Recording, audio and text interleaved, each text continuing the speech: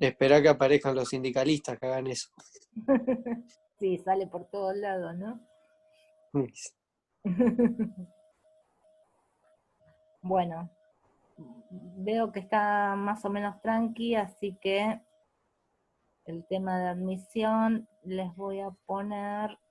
Profe, una consulta antes que sigamos. Entonces, para el jueves que viene sería el texto expositivo de contraponer fuentes. Sí, Bien. está la consigna que en el recreo la pude colgar en el campus, pude colgar el video también que hicimos recién, entró rápido y aproveché el recreo para colgarlo. Perfecto. Y está la consigna y después la idea al final de la clase sería un poco leerla con ustedes para ver si hay dudas, ¿sí? Pero básicamente es eso, por lo menos confrontar dos posturas distintas. Podés confrontar esas dos posturas por medio de dos textos o más, porque tenés un panorama más amplio, ¿sí? Y bueno, y ahí hay todo un plan textual para seguir, que tenga una introducción, que tenga un desarrollo, que la conclusión sea una valoración no del tema, sino del texto, del tipo de argumentación, eso. ¿Mm? Bueno, ya está, comparto. Bueno, entonces, esto me gustaría tenerlo medio visible. Debe pagarse la deuda externa. Yo lo formulé así el problema. Podría tener otras formulaciones. A ustedes, si se les ocurre, me las dicen, no hay problema. ¿Sí? Más o menos me parece como que el tema en general podría pasar por ahí. Nosotros tenemos el texto 2. Yo acá le mostré una, una forma, ¿sí? Que es importante subir un material en el campus sobre normativa de cómo hacer una bibliografía, ¿no? Entonces, en esa forma... ¿Puedes cerrar el chat, por favor? ¿Cierro el chat? Sí, ahí está, así se lee lo que dice ahí. Ah, no sabía que lo estaban viendo. Acá yo cometí un error porque este sistema privilegia el uso de las iniciales para el nombre. Entonces tienen una cuestión medio normativa que está tomada de una agencia de publicaciones que se utiliza las siglas APA, y que todos los años la cambian, ¿sí? Entonces esta forma es medio un híbrido, en función de lo que se estaba usando el año pasado y lo que se empezó a usar este año, o lo que habitualmente usamos en el campo de las ciencias sociales. Por ejemplo, este 1 de mayo acá no estaba antes, para una publicación en periódico. Se reponía de nuevo la fecha al final, ¿sí? Entonces, en general, la construcción de esto que se llama referencia bibliográfica, una bibliografía es un listado de referencias bibliográficas. Usualmente, algo pasó, no entiendo qué. Ustedes siguen viendo lo que... Ahí está. Acá admito a Federico. Una bibliografía es una lista de referencias bibliográficas. Como ahora ustedes van a confrontar dos fuentes, van a hacer una bibliografía. Es decir, cuando contrastaban una fuente no tiene sentido que hagan una lista. Pero como por lo menos lo que van a trabajar es con dos textos, ahora sí tiene sentido que ustedes hagan una bibliografía que se utiliza, que se hace al final del trabajo. Generalmente va en hoja aparte, ¿sí? O sea, después de las conclusiones, se hace un salto de página, se coloca como título bibliografía, referencias bibliográficas, varía por ahí los títulos, tiene esta sección del trabajo, tiene unos títulos bastante definidos de por sí, ¿sí? No pueden poner cualquier cosa, y ahí aparece alfabéticamente todos los textos que ustedes utilizaron, citaron, mencionaron en el texto. Estos son los criterios para hacer una bibliografía actualmente.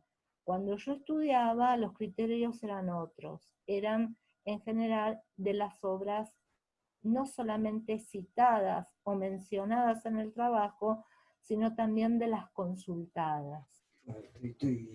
¿Entienden? Entonces no, eran materiales que yo había leído, que por ahí no había hecho mención, o no había citado explícitamente, no, o sin mención, pero que contribuyeron, es como el bagaje, es como eso que contribuyó. Actualmente eso no se privilegia, actualmente es marca de crítica, ¿sí? Te critican cuando presentas un trabajo y te tienen que evaluar, te critican, incorporaste en la bibliografía trabajos que no citaste o que no mencionaste en el cuerpo central de tu trabajo, ¿sí? Eso cambió mucho. Entonces, acá tienen como una forma media híbrida tomada de la propuesta de APA, ¿sí? Que además, como esto nos viene del mundo anglosajón, también son como modelos que se imponen desde otra tradición académica, están traducidos y esas normas APAS están traducidas y vos te das cuenta que hay problemas en la traducción incluso, ¿no? O que reglas que se enuncian no se cumplen en el ejemplo por desprolijidades y todo. Así que uno lo toma como marco de referencia, y además como está esta idea de cambiar constantemente, te vas perdiendo, ¿sí? En general, por lo que yo vi en la carrera de ustedes, privilegian el seguimiento de estas normas APA, que tienen un sistema para construir la referencia bibliográfica que se lo conoce como sistema autor-año, ¿sí? Entonces lo primero que marcan, ¿no?, es el apellido del autor, el nombre generalmente en inicial y el año. Ese sistema autor-año nos sirve para hacer llamadas en el texto. Este texto no tiene, pero este sí. Bueno, por ejemplo, imagínense acá, como señaló Juan José Cruces, entre paréntesis 2020. Mi maquinita está mal con las teclas y el 8 funciona más, que es donde está el paréntesis. ¿Sí? Entonces, ¿qué es esto? Esto es una llamada bibliográfica. Le estás llamando la atención al lector, ¿sí?, para que vaya a la bibliografía, ¿tá?, y te fijes qué texto es este de Cruces, ¿está? ¿Sí? Entonces, en el cuerpo del texto, lo que nosotros hacemos para referir a textos, obras, es simplemente usar el sistema autor-año. Todo eso está explicado en un material que coloqué en el campus, ¿sí?, sobre normativa.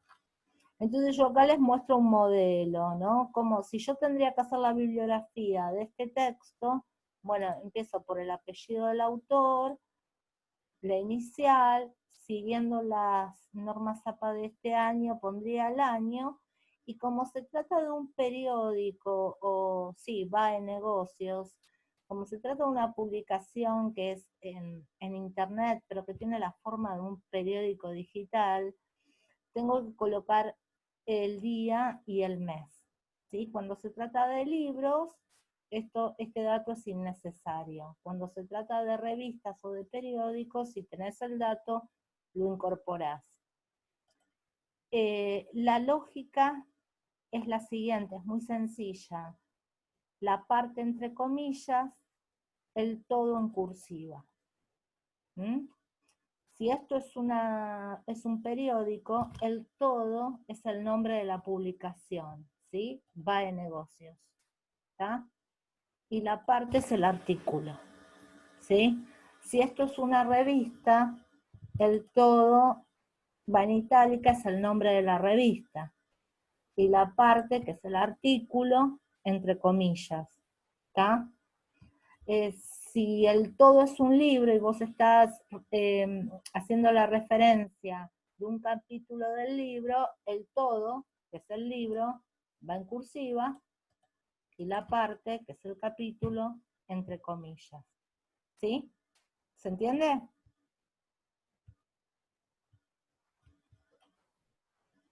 Sí. Hola. ¿Sí? ¿Se entiende?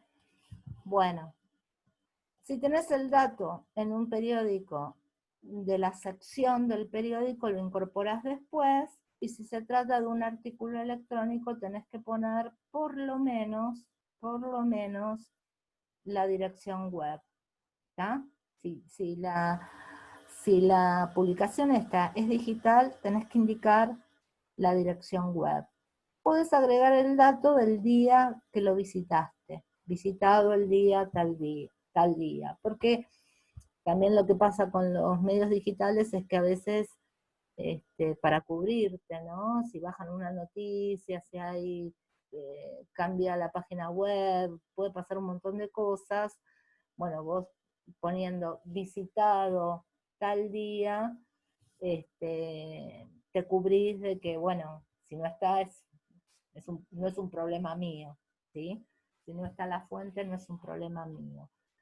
Entonces ustedes tendrían que hacer la referencia utilizarían el texto de Marra y otro texto más, tendrían la bibliografía. Esto se llama referencia bibliográfica. La llamada bibliográfica era la llamada del texto. Cada una de estas es una referencia bibliográfica. Y la bibliografía es el listado de referencias bibliográficas ordenadas alfabéticamente de la A a la Z por el apellido del autor. ¿Está? ¿Me siguen? ¿Y el formato es el mismo para todas? Sí, profe. Y tenés que tener homogeneidad de formato. O sea, para los trabajos en la universidad, no creo que el profe te indique seguir las normas APA de citación, pero tenés que tener coherencia, ¿sí? Hay cosas, ¿sí? Hay cosas que son como, ya vienen históricas, entonces no son variables. Por ejemplo, el uso de las comillas para las partes y las itálicas para el todo, ¿sí? Eso no es tan variable, eso es como que se mantiene. Y hay otras cosas que tienen que ver con cambios nuevos, que tienen que ver si, bueno, si acá vos desplegás el nombre completo o no, pero siempre usa el mismo criterio. Si lo desplegaste en uno, desplegalo en todos, ¿sí? Tiene que ser homogéneo.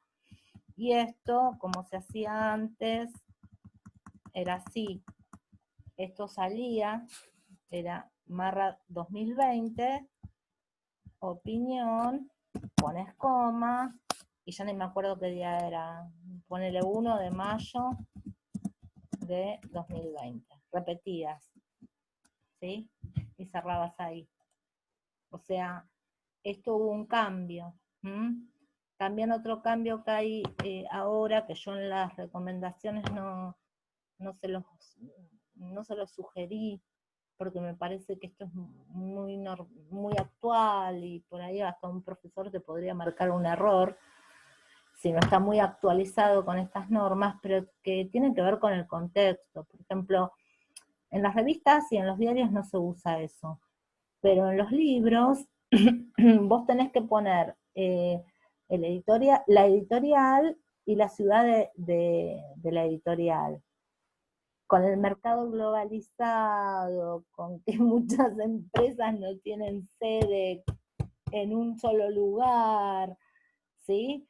Entonces lo que han hecho es sacar la ciudad y directamente pones la editorial.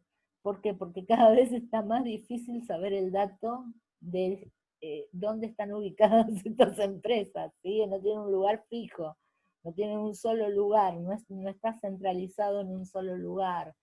Entonces son grandes empresas multinacionales que las editoriales, ¿no es cierto?, que no tienen, bueno, la típica, ¿no? Fondo de Cultura Económica, se editaba en México, se editaba, no me acuerdo si en Madrid o en Barcelona, que era una editorial, y se editaba también en Buenos Aires, y eso antes la editorial lo ponía, y por ahí ahora no.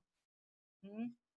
Entonces han cambiado las normas, esas normas cambian a veces, me parece, por mero capricho, y a veces cambian porque cambiaron las formas de producir los libros, ¿sí? Igualmente vos si tenés el dato de la ciudad, colocalo, porque los profes no están 100% actualizados de las últimas normas APA, ¿sí? Entonces, lo habitual es que pongas ciudad y editorial. ¿Mm? Tienen un instructivo ahí para hacer la bibliografía, una explicación que subí al campus. Yo estoy presentando con los casos que estamos viendo acá. No es necesario o sea, para poder hacer el trabajo, en general como es un corpus de textos periodísticos, este sistema les sirve y después podemos ir viendo si tienen más dudas concretas de cómo citar libros, cómo colocar la editorial a medida que trabajemos, ¿no? Pero bueno, era un poco insertar el tema este de normativa en función de lo que estamos viendo. Vieron que a mí la normativa mucho no me gusta, entonces trato de meterla, de mecharla en función de los temas que estamos viendo. Y bueno, ahora vamos al texto, a este de Marra, ¿no? Entonces yo puse, después de hacer una lectura global, acá en parte habíamos coincidido, acá puse mi hipótesis. ¿La deuda se debe pagar o no se debe pagar? Sí, se debe pagar. No debe caer en la cesación total de pagos argentina, ese es el gran temor de este texto, ¿no? Y se tiene que adaptar a las condiciones de los acreedores, ¿no es cierto? Entonces me parece que esta persona entra al debate con esta postura, todo este texto está respondiendo a esta postura. La dice, no la dice, la va diciendo en partes, eso es algo que sacamos de la lectura global del texto. Por ahí a veces ni está formulada, ¿está? Bueno, entonces fíjense que empieza, ¿no? Todo un texto, el tema del default, que implica cierta deducción, si lo recuerdan, ¿no? Toda en esta parte habría como una está esta forma de definir lo que es un default. Entonces dice, bueno, en realidad se cae en default cuando no se cumple con el contrato, pero con la forma establecida en el contrato. No es que no se cumple con el pago, sino con la forma, y fíjense acá, ¿por qué puse esto de la hipótesis? Adaptarse a las condiciones de los acreedores. ¿Por qué? Porque en realidad lo que está diciendo es se cae en default no solamente cuando no se paga, sino cuando no se cumple con las formas establecidas en ese contrato. ¿Sí? Entonces eso sería caer en default. Entonces ya estamos en default para este autor, ¿no es cierto? La Argentina no está cumpliendo con esa forma, luego la Argentina está en default. Nos guste, no nos guste, nos parece que esta definición no es completa, que está sesgada, o sea, no estoy evaluando el texto por ahí, estoy evaluando en que hay un encadenamiento de enunciados que tiene una forma, parece respetar una forma lógica. Hay una premisa que es una regla que consiste en la definición que este autor tiene de default, hay un dato y hay una conclusión. ¿Tá? Entonces fíjense cómo esto en realidad estaría preparando la cuestión del estado de la cuestión, ¿no? Bueno, Argentina ya está en default. Y acá aparece, ¿no? una cuestión, ¿no? La idea de como un refuerzo a partir de considerar que hay una historia de incumplimiento. Nuestro país tiene una tradición de no cumplir. Entonces, fíjense ya cómo si quieren, se destaca la parte persuasiva, ¿no? Del debate, si se presentó muy lógico acá, tiene fama. Argentina tiene fama de no cumplir. Esto viene a reforzar la idea de que esta Sí, un poquito más arriba, él pone, se podría decir que Argentina es un incumplidor serial. serial. Es como, Claro, todas esas formas que son manipulatorias, subjetivas, todo lo que vos quieras, ¿no? Es serial, lo de Argentina es un crimen serial, estaría diciendo, un asesino serial sería, ¿no? Me lleva... Profe, me ahí lleva- lo que hace es inducir a lo que él piensa. Claro. O sea, no es para nada objetivo. No, pero establece un encadenamiento entre enunciados. Ya sé que lo podemos desvalidar totalmente, pero por lo menos se esfuerza. Se esfuerza para establecer una relación con la otra, ¿sí? Entienden lo que estoy diciendo. Hay detrás lo que habíamos visto, yo no le diría estos silogismos, pero sí hay un entimema. Hay intentar encadenar dos ideas bajo una forma lógica, ¿sí? Ahora podemos discutirle la definición, podemos discutirle el sesgo, podemos el uso de la subjetividad a partir de determinadas palabras. Tengan en cuenta que el periodismo no necesita este tono formal, objetivo que estábamos viendo en nuestras disciplinas, ¿sí? Tengan en cuenta que acá tiene más piedra libre para moverse. Y hay induce, como creo que usaban la palabra induce ustedes, ¿no? Que en realidad nos está, el texto como que quiere que vos vayas hacia un sentido, ¿no? Bien. Bueno, sabiendo esto, ven que hay una construcción acá también. Sabiendo esto, todo esto es el estado de la cuestión, la descripción de la actualidad. Fíjense que la descripción de la actualidad, como ustedes, está hecha por inferencias, como ustedes lo vieron, ¿no? Es un no pagador serial, ¿no? Sabiendo esto, ¿qué implicaría para nuestro país caer nuevamente en default? Y aparece como un argumento, digamos, causa. A partir de esto, las implicancias implicaría un argumento, ay, qué feo me salió, implicaría. Las implicancias vendrían a mostrar un tipo de argumentación que busca, se llama argumento causal, pero en realidad trata de argumentar por las consecuencias.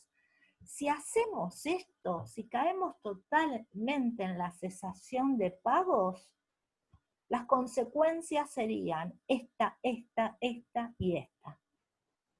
Nosotros después podemos cuestionar la naturaleza de esa relación de causa y efecto que está mostrando, pero la argumentación intenta construirse desde lo lógico porque encadena el enunciado anterior con una serie de consecuencias, ¿sí? Esas consecuencias, bueno, no tenemos acceso al crédito. Podemos recibir sanciones, como le pasó a Grecia. Todo esto no está muy fundamentado, nada que ver con una argumentación en el campo académico, porque el campo académico explayaría el caso Grecia, te lo mostraría las similitudes y las diferencias de Argentina y Grecia, a nivel contextual, a nivel cultural, a nivel de lo que fuese.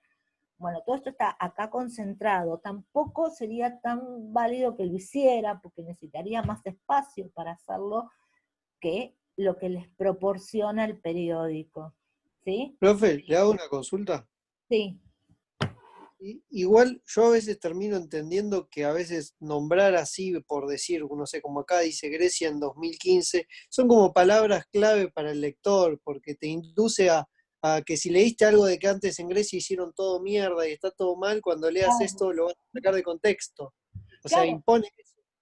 Claro, por eso te digo que vos si haces esto para sostener un trabajo en el nivel académico, no. Tenés que construir el caso griego, lo tenés que explicar, ¿sí? No podés hacer una mención de pasada y tampoco podés citar como hizo el chico abajo, que yo justo puse la llamada bibliográfica ahí. Esa cita no está bien en nuestro ámbito. Hay que darle fundamento a todas estas cosas. Sí, y sobre todo porque se supone que si escribe en un diario, ¿se escucha? Sí, Se supone que si escribe en un diario es para que lo lea todo el mundo, entonces no puede dar por hecho que todo el mundo sabe cuál es el caso de Grecia. Al no dar esa explicación, como que no tiene sustento lo que está diciendo, porque tranquilamente puedo leerlo, saber de qué habla. mira, Irina habló, ¿no? Irina, hay un trabajo de una compañera mía que no te sabría responder bien esa pregunta. Hay un trabajo que dice, una compañera mía trabajó, creo que era La Nación, y que estaba viendo que cada vez los diarios se entienden menos. ¿Sí? ¿Por qué? Porque, por ejemplo, si esto fuera La Nación, no sé, o este medio, presuponen una comunidad de seguidores. Entonces, si vos sos un lector externo a esa comunidad, no entendés nada. En realidad siempre estamos diciendo, bueno, el diario apela a un público general, y lo que estaba diciendo mi amiga es, cada vez se entienden menos, porque cada vez le hablan más a la comunidad de lectores que lo siguen. Entonces, imagínate que el día anterior el diario te explicó el caso griego del 2015, o te puso un texto, no sé si te lo explicó, te puso un texto que te relacionaba el caso griego con el caso argentino. Entonces esto sería como una referencia endógena. Le va al lector que leyó el número anterior, ¿entendés? Y el lector que entra por afuera no entiende nada, en realidad.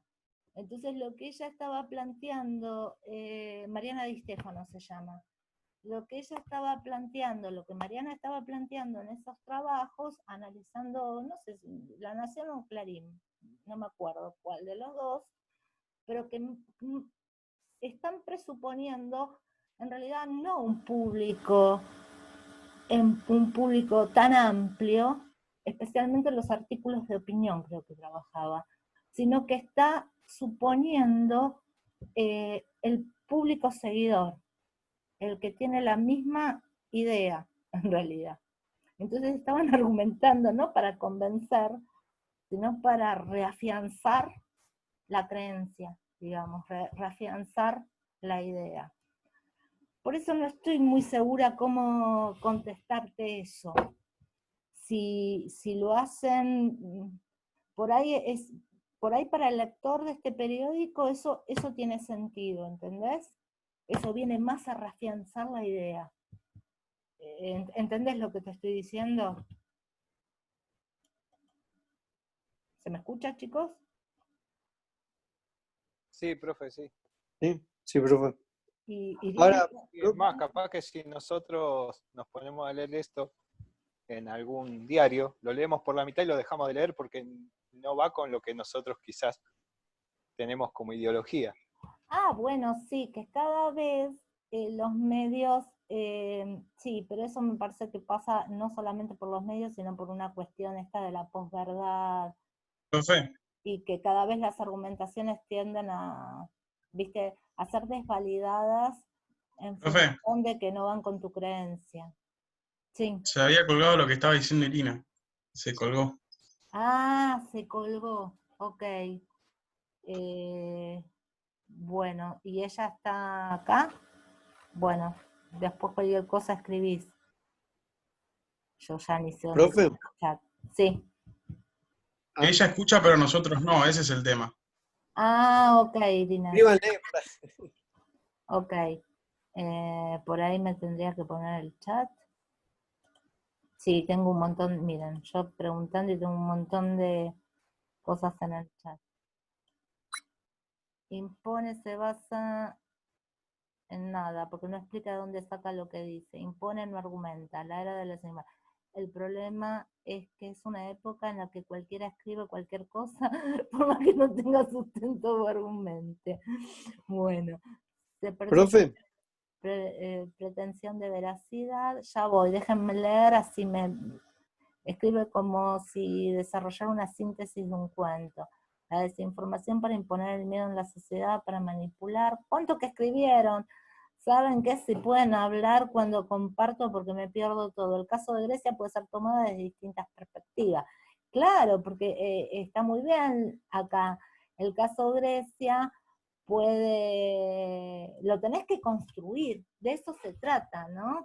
Vos lo tenés que construir como argumento el caso Grecia.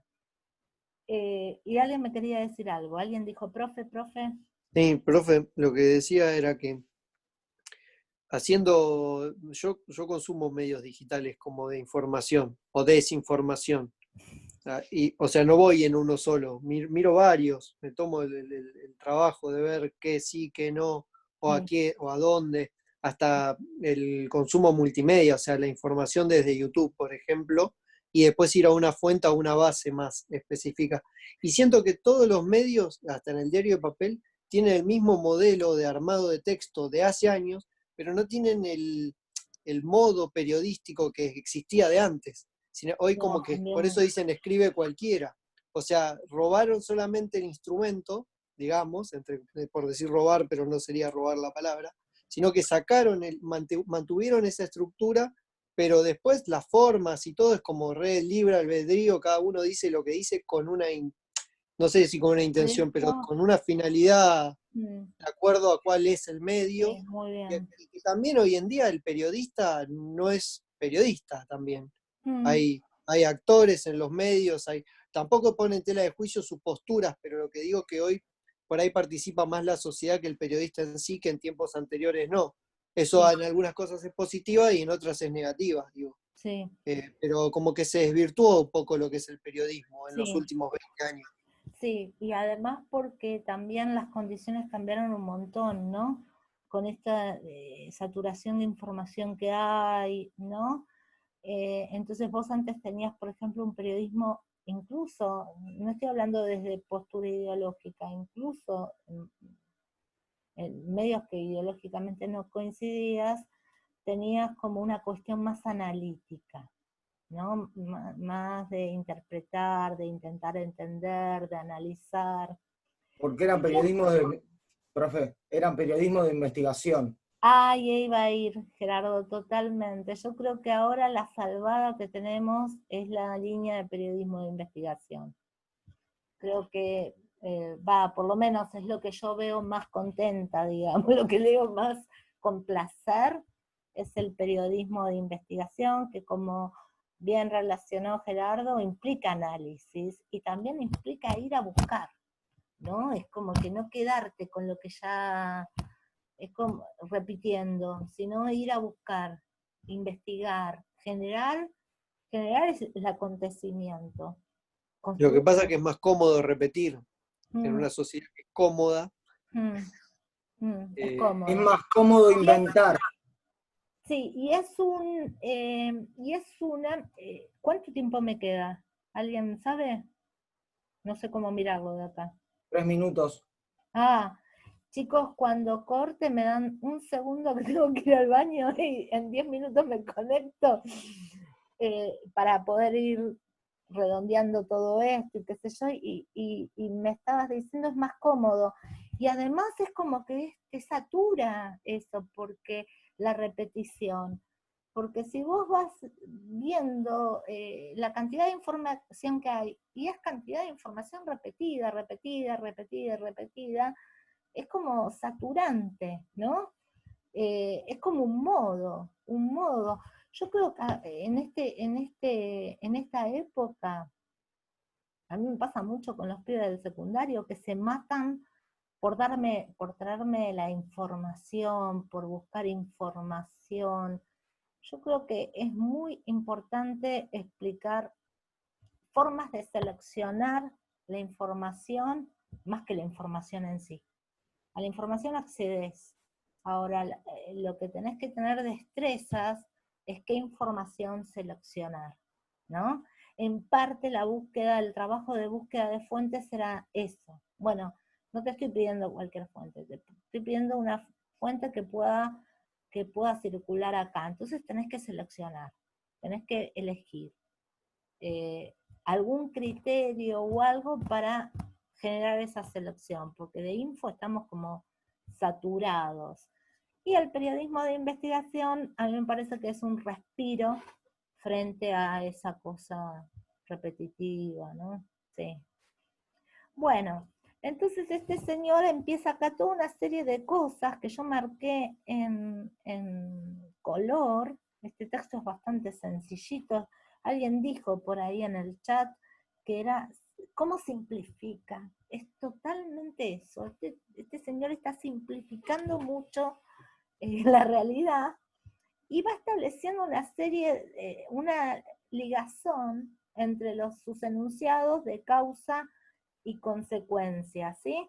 Entonces, se llaman argumentos causales, pero hay distintos tipos. La búsqueda de causas es uno, el evaluar o no una medida por sus consecuencias es este, que se llama argumento pragmático, ¿sí? El que lo pensó es un señor que se llamó, de la teoría de la argumentación, que se llamó Perelman, que era abogado, se dedicó mucho a la argumentación jurídica, sus preocupaciones nacen por el ámbito jurídico, un tipo muy interesante, y que lo denominó este tipo de argumento, es el argumento del pragmático. ¿Sí? El argumento pragmático es el que evalúa la medida por las consecuencias. Entonces dice, bueno, no, esta medida no se puede tomar porque esto implicaría, ¿ven el razonamiento? Esta y esta consecuencia que son negativas, ¿no? Entonces